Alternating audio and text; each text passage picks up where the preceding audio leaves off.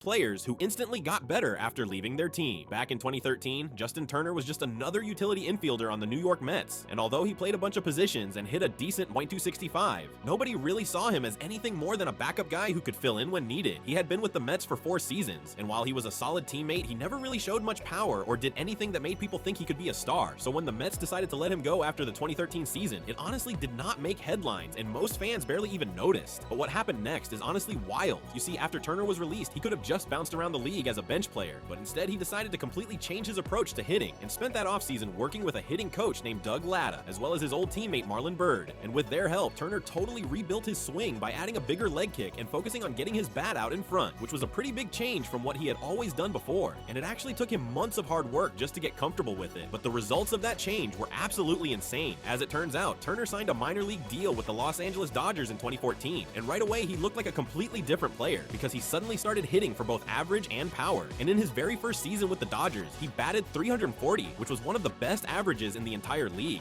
And while he was still playing all over the infield, he was now one of the most dangerous hitters in their lineup. So the Dodgers kept giving him more and more opportunities, and he just kept delivering. But what Turner did in the playoffs is what really made him a legend in LA. The thing is, Turner became one of the most clutch postseason hitters in Dodgers history, and he ended up breaking all kinds of franchise records for playoff hits, home runs, and RBIs, while also helping the Dodgers finally win a World Series in 2020. And although he had never even been close to an All-Star with the Mets, Turner made the All-Star team with the Dodgers and became a fan favorite because he always seemed to come through when it mattered most.